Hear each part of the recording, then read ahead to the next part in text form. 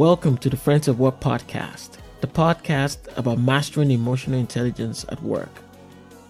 I think it's happening around the country. You're seeing people moving into different cities that, don't look like the city that was there 10 years ago. And people are having a really hard time with that. It's a culture shock, and they don't understand how to work with people from other countries. And so my advice, though, to, anybody that is hoping to actually make a positive impact is to first off be welcoming. I mean, for people that are coming from another country, traditions are important. Culture is important, and know that they have left behind something more than likely not because they wanted to, because they had to. And so for so many people, they're going through a tremendous amount of stress, pressure. And so anything that you can do to be welcoming to them in that environment is important. So I think that's the first thing. The second is just get to learn and know people. I mean, that's the most important thing. Welcome to the Friends at Work podcast. My name is Toye, and I'm the host of this podcast. That was Rasch, the operations manager of the Silver Spring Civic Building, downtown Silver Spring, Maryland.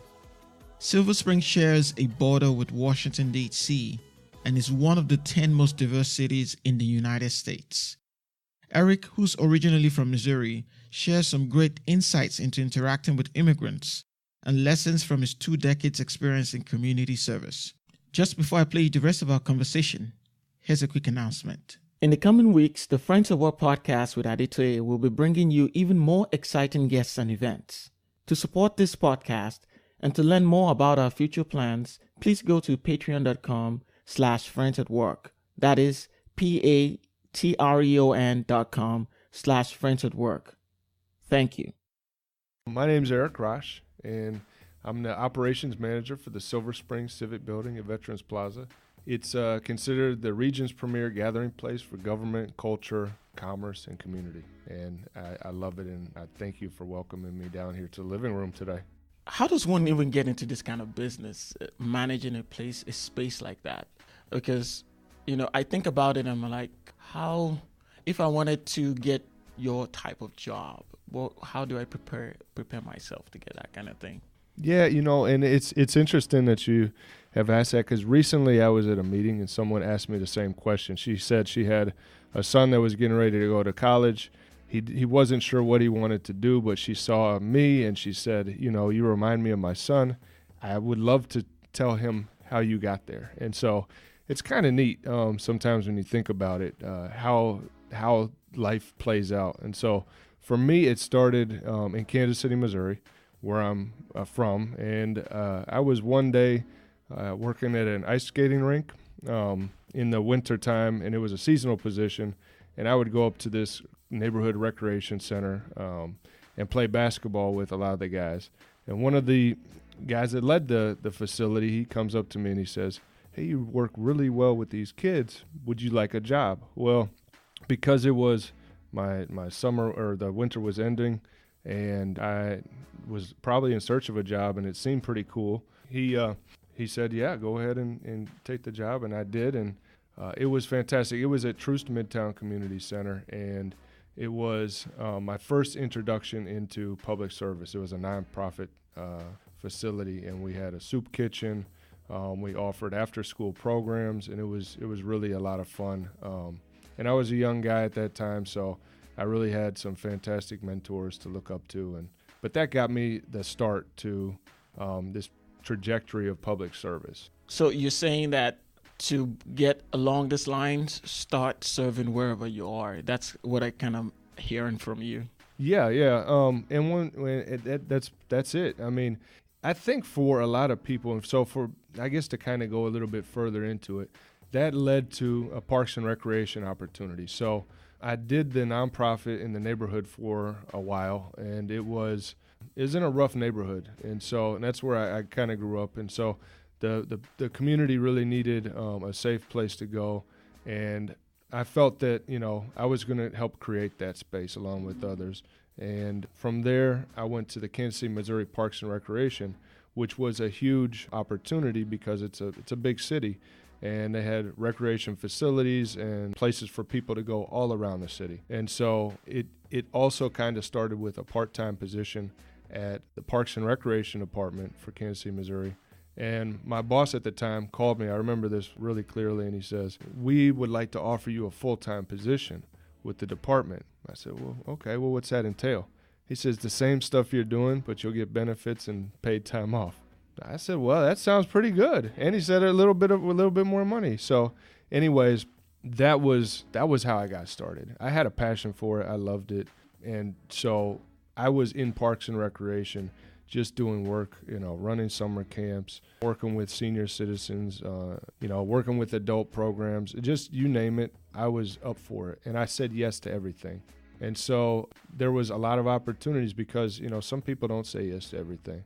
And so when you do say yes to everything, you're kind of starting to be known as this person would do it. And I put a lot of passion into it. So, that's kind of how I got started. I did that for 10 years in Kansas City, Missouri Parks and Rec, and had all kinds of opportunities, mentors that really helped out. There were challenges. I went to different facilities where they were in really rough neighborhoods sometimes, or they were kind of forgotten communities, and people, just weren't giving them much hope. And so, it was a great opportunity for me to say, well, I think we can do something here. And people were ready for it. And so I think it's just a public service type of thing. And eventually then you start saying, well, because I love this so much, maybe it's going to be my profession. I heard a lot of things in what you said, and I really appreciate it. I'm hearing passion. I'm hearing a lot of hard work. I'm hearing going to places where others wouldn't necessarily go and doing things other people wouldn't necessarily do, and also finding mentors who will get you to where you need to go. All right.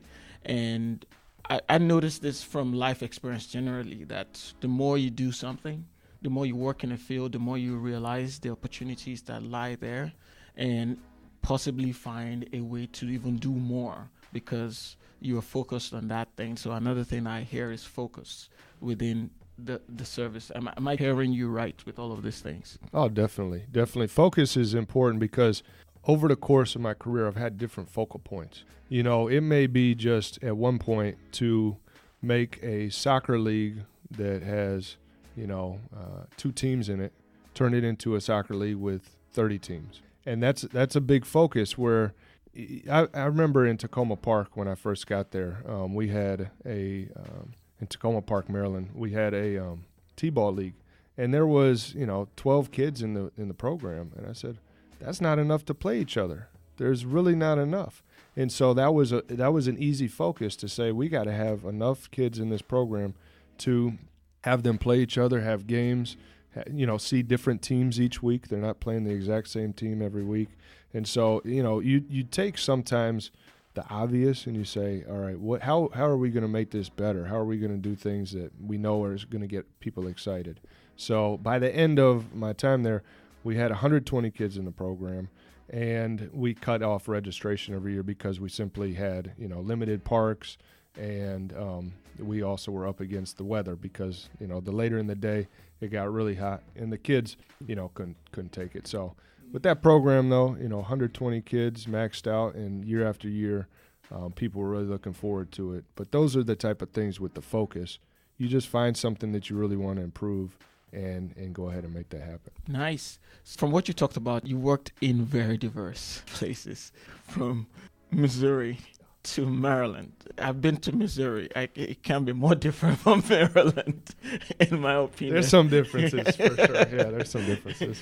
And I'm curious to know, especially for somebody who grew up in the Midwest and who worked there for a long time and who worked in the capacity in which you worked in, what were some of your culture shock moments when you moved here to the East Coast, particularly to Maryland, Tacoma Park, and now Silver Spring? Oh, boy, that's a good question. And it's a tough one because I wouldn't quite say I had a culture shock moment, because growing up in Kansas City, and a lot of people don't necessarily associate this with Kansas City, but there's a lot of diversity in Kansas City. Not near as much as in Montgomery County, Maryland, or the Washington metropolitan region, but there is a lot of diversity. So a lot of friends I grew up with were from different countries, or their parents were from different countries. When I was younger, I went to a Vietnamese school, which, was also really interesting. So there's a lot of opportunities for me to, be around people that were different, that had different experiences, different cultural backgrounds. My dad used to take me to a lot of cultural festivals when I was a kid, which was really, I think, a great way to learn what people value and what they hold as their traditions.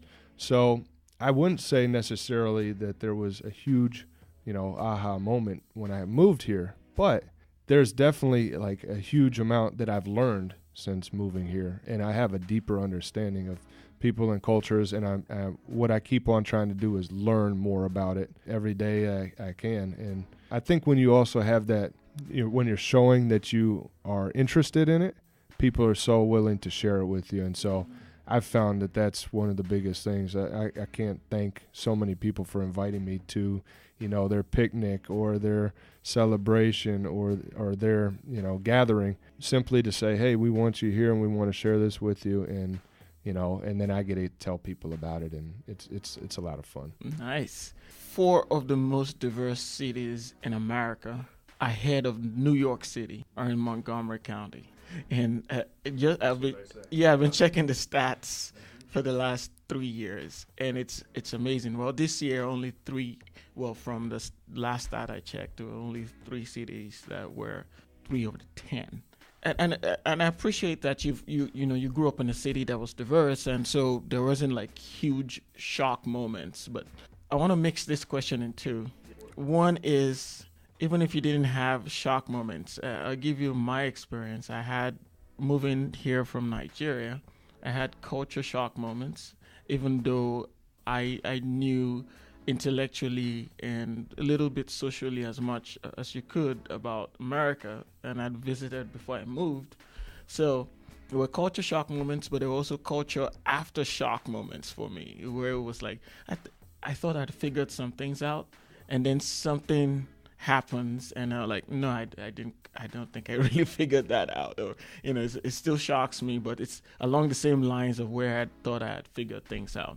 So if you've had moments like that, it would be great to talk about, but I want to tie this into it and say, in living in this community, in this really diverse community that we find ourselves, what has been some of the challenges with managing people with so many varied worldviews? Oh, all right. That's a good question. And I think for me, this is what I've found to be challenging, is sometimes people will look at me and they draw a conclusion before they meet me.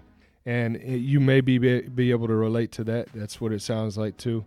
And so that is one of the biggest challenges for me, is people that haven't met me or haven't had a chance to talk with me would draw a conclusion and think that, I'm against them right off the bat, or that I'm going to find something wrong with their cultures and their traditions. So I remembered when I first took a job with the Silver Spring Civic Building in Montgomery County, I had one person that kind of really felt like I was going to be a threat to them and doing something. I hadn't actually had a chance to even sit down and talk with them, but they felt that way. And so, it was a little tough, because I have pretty thick skin, but of course everybody wants to feel accepted, and you feel like you want to at least have the opportunity to, feel like this person had a chance at least to meet me, and then they drew their own opinion and conclusion. And I just didn't really get that. Now, over the course of time, I've changed their opinion of me, which is good. But it took me aback a little bit, just because, I felt like, what did I do to deserve this? And, I think it sometimes happens quite often for people, that they feel that they've been, excluded or looked upon. And, sometimes that's not actually a bad thing for me to experience myself, because it's just a reminder that everybody else goes through this too. And so then it reminds you that, not everything is going to go your way. And you want to make sure that when you're working with people that you're not doing that to them. So it helps out sometimes when you get that. It's like a blessing in disguise. Yeah, and I appreciate that level of self-awareness, because a lot of people, I feel, do not do too much introspection.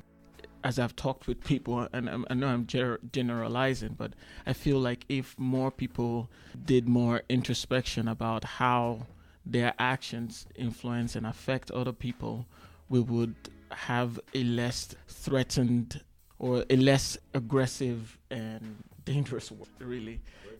I think about all the protests that are going on in America right now, from the Me Too movement to fear of immigrants, or to even the hatred of immigrants and other, different things that are going on.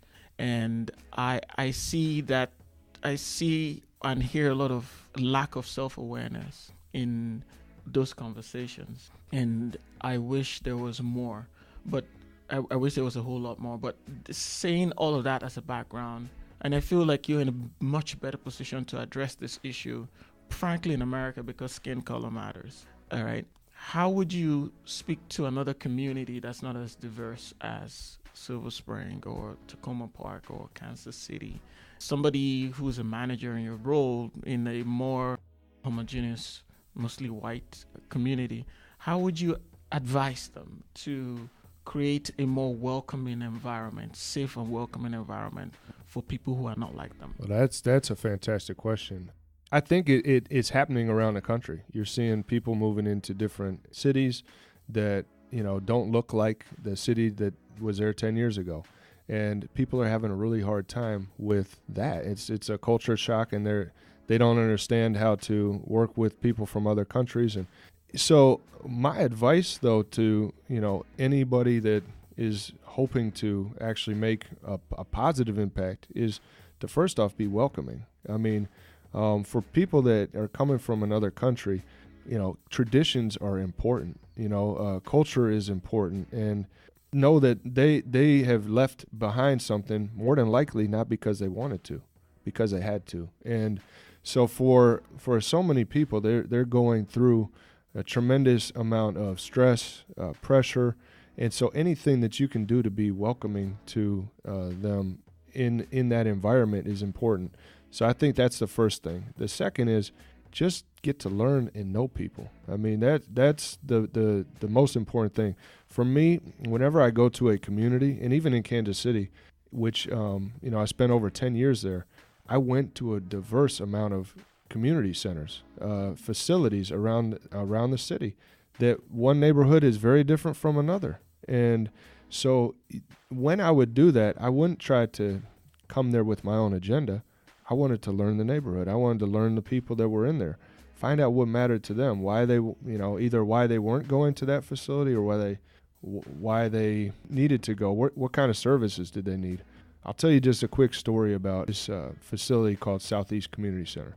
It was in one of the roughest areas of Kansas City. When I got to the facility, there was a parking lot, and it had glass everywhere.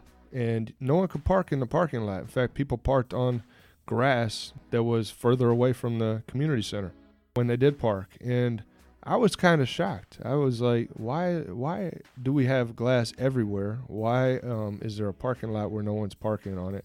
And then I noticed there's basketball courts, or what appeared to be basketball courts, on the same parking lot. They didn't have hoops and they didn't have backboards, but they had the poles. And I said, okay, there used to be a basketball court here.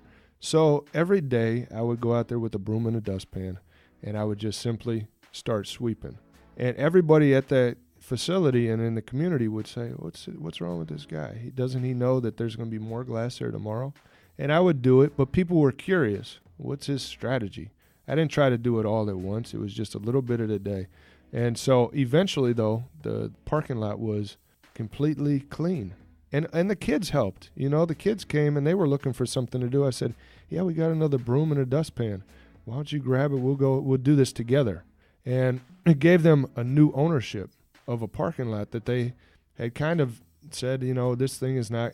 And what would happen was, the tough part, there would be people that would drink at night and they would throw their bottles. And that's why we would continue to have glass. But I would also talk with them at night, the people that were doing it, and I would say, hey, we're really trying to clean this up. The approach is, we're doing this for the neighborhood so the kids can come out here and play. And so there could be some people that park, and so they won't have to park on the grass anymore. Grass would, grow. again. We could play soccer out there. So I was starting to kind of share the vision with everybody. And I think people wanted to see it. And they didn't mind saying yes and helping out. And eventually, parking lot was clean. I worked with Sprint, which was they're headquartered in Kansas City, and they had a volunteer day. So I told them all the things that we needed. They got paint. We painted the basketball court. We put new rims up. We got, new nets, all this kind of stuff. And the kids really, really appreciated it and had a great place to play. So it was like an easy way to revitalize that neighborhood. But, I first learned, by talking with people too, what is it that you want? And they wanted a safe place to come. They wanted stuff to do. And so it was kind of, a no-brainer to start looking at what we could do, some low-hanging fruit, and make sure that we could, start doing that together. And that's what we did. So that's a great example. That's a great story. I see one of the things you did there that was really important is you took the lead. You took a leadership role in that situation and helped people see the vision of what you wanted to do, and eventually got done, and you got the people to come along. For someone in your job and what you do, I keep hearing, for me, as you're talking, I keep hearing that theme coming across, taking leadership, in whatever capacity. And if it's a lesson that I'm beginning to draw from your story, it's to take leadership, take the lead, and go out there and go into situations that may be uncomfortable.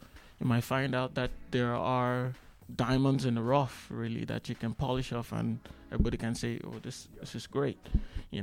I want to ask, for someone who does what you do, how has your personality played into this one, and what are the learnable traits that somebody else who's interested in helping other people, not just say manage a civic center, but who wants to know about serving a community and helping other people, what are some of the learnable traits that someone can take from you and from your experience? On the personality side, when I got a job interview for the city of Tacoma Park, first it was a phone interview, which I was thrilled about. And then after the phone interview, it went well. They said, "Hey, we're willing to fly you out here for a full-day interview."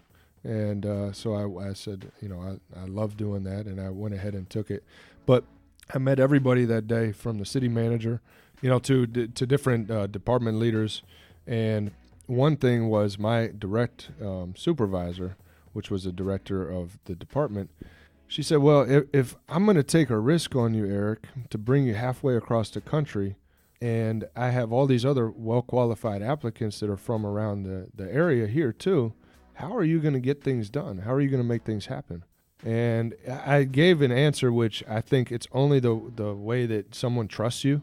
And I said, "I don't know. I've never had a problem anywhere I go with people trusting me and finding ways to get things done." And it was pretty simple with that. Now, that doesn't really give any specifics as into how I'm going to do it, but I'm a creative person. I find ways to get things done. So I think that being creative is a part of my personality. Also taking risks and going and just saying, what comes from within, which was, I'm not going to have a problem with it. I have confidence in myself that I'll be able to do it. Now, she took a risk and it happened. What I think the second part was, what kind of advice?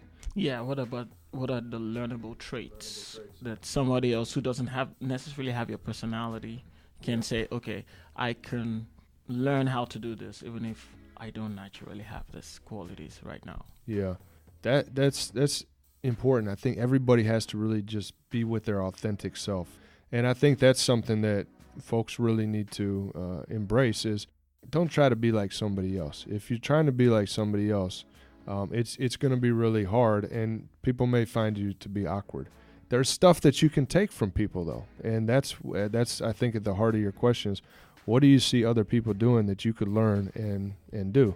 So, over the course of my career, I'm trying to think of some of my mentors, and what they did really was just inspire me to be better at stuff. So, I remember at that nonprofit job in Kansas City at the Truce Midtown Community Center, sitting in my boss's office, the executive director, and him writing a grant proposal, and me asking about, well, what's this word? I've never heard, what blight means before. He says, well, blight is what we're surrounded by, and so you start learning different things and why you're asking for money or how you're going to accomplish the mission.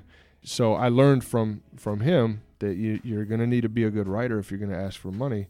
And then you also need to be able to execute well, because people are you have reporting. I'm trying to think about, back when we would have, the free and reduced meals for lunches, and you have to make sure that the, temperature of the meals is served at a particular rate. You have to keep track of how many people are, eating each day so that your count can be right. No, you don't want to have too little of food. You don't want to have too much food. So it's kind of the management portion of how you're actually going to get things done. And I think anybody, you could learn it from mentors. You could learn it from on-the-job experience. And I think school is extremely important. School, reading books. I think that those are probably the best way to fast-track that because you'll get insight very quickly by going to school or reading books. So to summarize, for what I hear from you, you get mentors.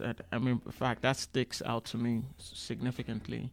Get mentors who are doing what you want to do and learn from them. Go to school. That's great. There's some people that say school is not good, and I think for some people it might not be. So I see there's both sides, but that's the thing about being your authentic self. You really have to understand if you're somebody that is really an entrepreneur that thinks, I can't wait to do this. I don't want to go to school and learn about it and then come out and read about stuff I could be doing right now. There's certain industries where now is you just have to take advantage of it. Yeah. And you have to just jump in. So the school might not be right for that particular industry. But for most, I think school is going to be the best.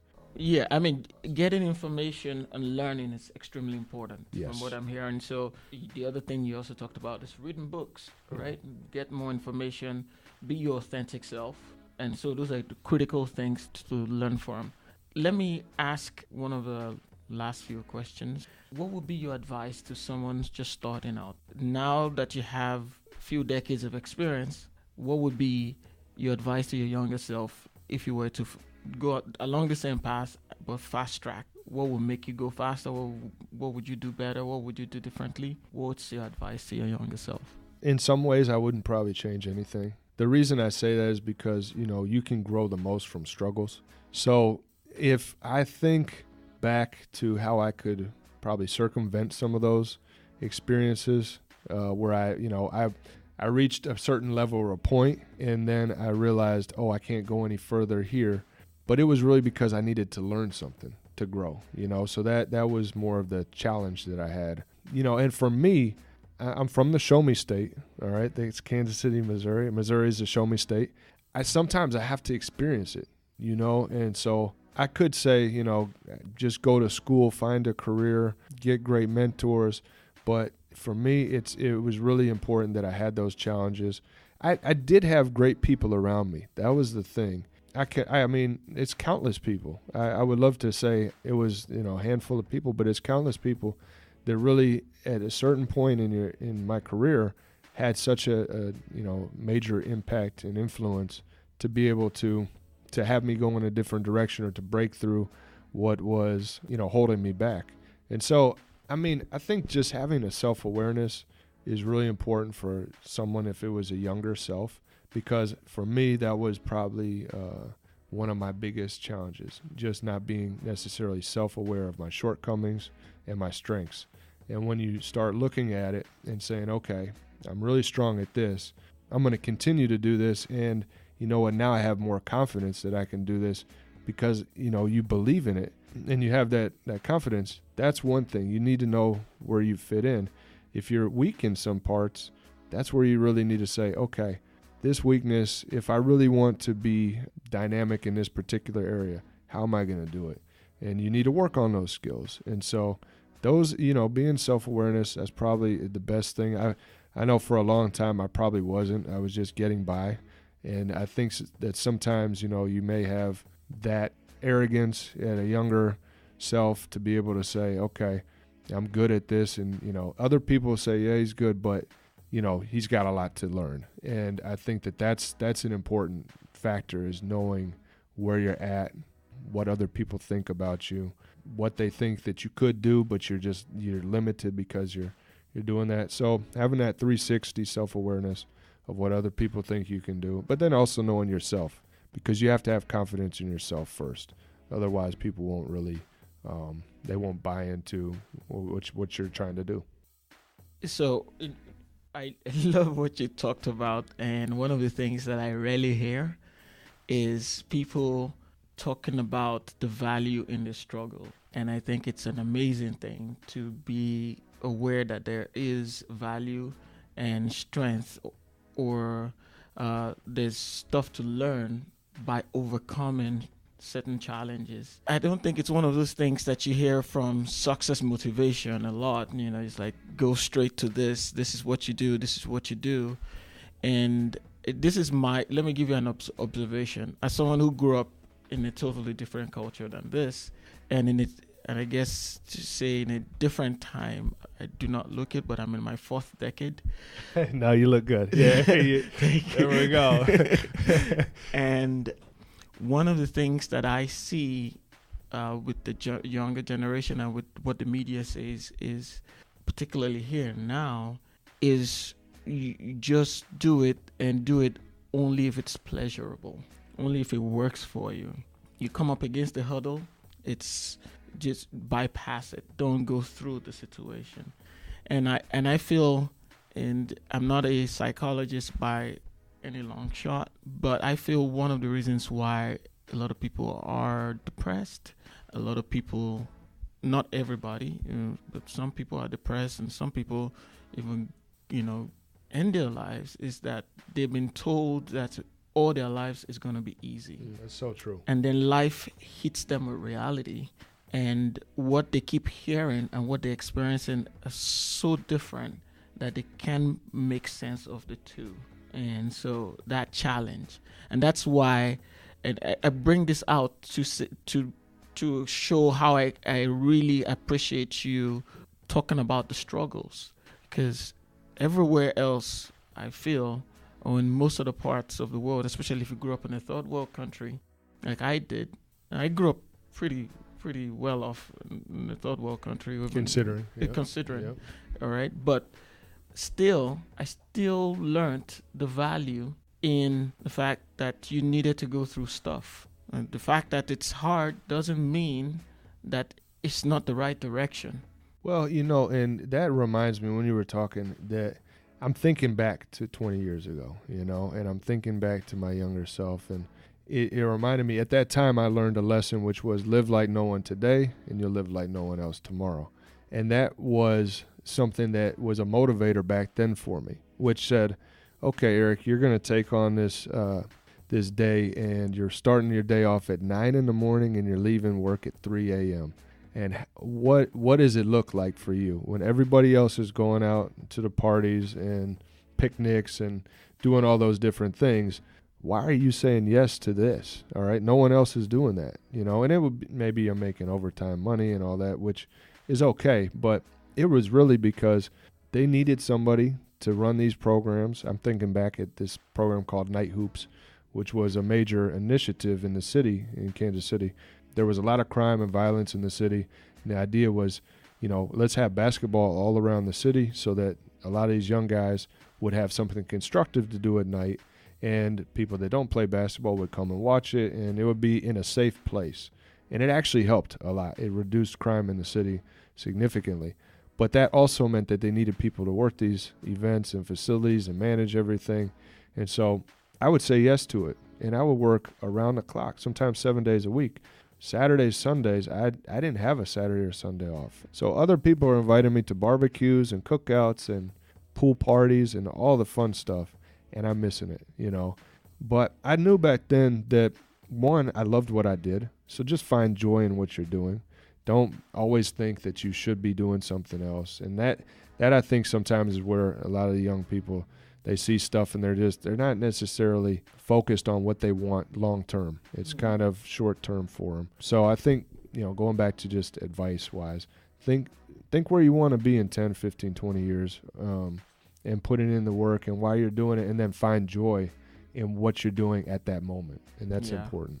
I see a lot of similarities in our stories, honestly. I mean, I worked around the clock doing all sorts. Like and it pays off. I mean, you end up feeling good, right? I'm doing this stuff right now. Yeah. And all the back end of what I'm doing, I learned on my own, working for other people, doing, IT stuff and trunking. Well, back in the day when computers when it wasn't Wi-Fi, I would, set up cyber cafes, and I would build the computers from the scratch and wire the whole thing, set up the whole network, and all of this completely self-taught, sometimes working into the night for several days. I've done jobs where I had to be at work for 3 days nonstop. Did not leave. And for anybody listening to the podcast, now they know how you became successful. I mean, it's hard work. It's hard work. Put in the work, and like you said, it was passionate. I mean, I had passion in it. Yeah. But I put in the work. I still keep putting in the work, because it's what you do, and there are obstacles along the way, but you keep doing it. And if there was one lesson I feel I could teach the younger generation right now, it would be, don't give. It might be difficult sometimes. It's life. It's a sinusoidal wave. It's a sine wave. I keep thinking I'm an engineer by training. So you do it all. You do it all. But still, it's a sine wave. Life goes up and down. Totally. And be as prepared for the downs when the ups are there. You don't have to be afraid of it. It's just how life is. You can smile in both, whether it's up or down. That's right. And keep moving on. And I think we can, help the generation coming behind just to see that more. It will be a blessing, honestly. All right, before I let you go, I need you to talk about the Civic Center and the Civic Building. What's it for, and how do we get to use it? So the Silver Springs Civic Building is, like I said earlier, the region's premier gathering place for government, culture, commerce, and community. But what that means is that people use it for any and everything almost.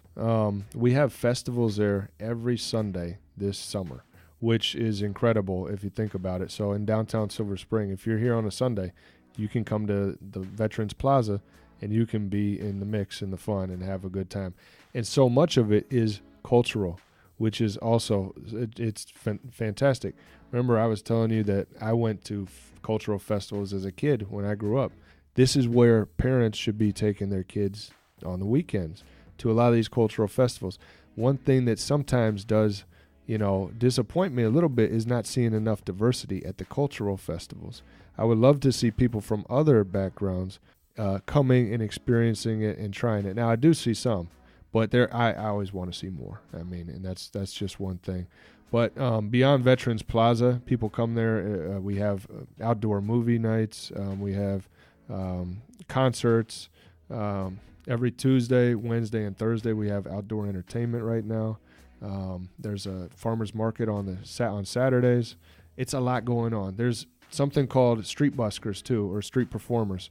It's an extremely popular place in downtown Silver Spring to hear extremely talented people performing music. It's kind of our Montgomery County's Chinatown, if you will. It's an intersection of everything cool right there on the corner. So that's outdoors. We have rallies out there, political rallies. And we just recently had a candlelight vigil for the children separated at the border. So it's a public square. It's a public square, and the people from all around the region come there to, make sure that they share their voices, their concerns, all of that. Now, inside the Civic Building, we have an art gallery called the Betty Mae Kramer Gallery. That space, we just had a new exhibit open up on Friday night, and it's incredible. It's like a interactive art exhibit, and so it's going on through, I think, August, maybe 12th or something like that. But anybody can come down there, check out the art. You use your hands, you use your sense. It's pretty cool, but that's going on, and it's open Monday through Friday, 9 to 6. Inside the Civic Building, we have the Buffalo Soldiers Great Hall, which is a tremendous space for banquets, fundraisers, galas. you name it, weddings, bar mitzvahs, quinceañeras. You can have 300 plus people sitting in there for, your ceremony. And if you take away the tables, you could have 400, 500 people in there dancing with the DJ. It's just fantastic. We have projectors that come out of the ceiling for audio, video. And the best part about it, it's all extremely reasonable. The rate is extremely reasonable. Because of that, it's booked out pretty far in advance. So before January of 2018, every Saturday night in 2018 was already booked. Wow. If that gives you, a hint into the popularity. But people book it all the time for different conferences, product launches, you name it. People have events there. And so it's a big event facility. We have public meetings there all the time. I think last night we had is dockless bikes working meeting or something like that. Where the public comes and then they talk about the rollout of the dockless bikes, their concerns, their thoughts about it being a success. Everything is kind of takes place in the Civic Building. Tons of community discussions. Nonprofits use the building all the time. About 80% of the users are nonprofits, which leads me into the Community Access Program. The Community Access Program is a way for nonprofits to use the Civic Building at a reduced cost. So it's already low cost, but this is another way that the county has put in their budget, the county executive, the county council, to say, we love nonprofits in Montgomery County. We see the value that they bring, and we want to make sure everybody has the opportunity to experience these cultural events, these outreach events, these services. And so they put money in the budget so that when the nonprofits apply for this program, a review committee reviews their application and awards them money to help cover their costs to use the building. So that has, really been a catalyst to making sure that the Civic Building is meeting that public kind of, need, which is there's some, extremely visionary leaders in Montgomery County that have had these ideas, and the residents that are very involved too in making these things happen. So to get to use it, we can go to the website. Yeah, you can go to the website. To get information. The website is an easy way to book the space. If you want to talk with the staff, you can come there as well. I would always suggest coming to the building because then you could actually do a tour. You can meet the staff. You can submit your application right away. But and we also have a virtual tour online as well. Thank you for listening to this episode. You can support this podcast by going to patreon.com/friendsatwork. That's patreon.com/friendsatwork. You can also reach me by email at myfriendtoye@gmail.com. My Facebook page is Friends at Work Podcast, and my Twitter handle is at Friends at Work US. Join me next time for another episode of Friends at Work Podcast with Ade Toye. Bye for now.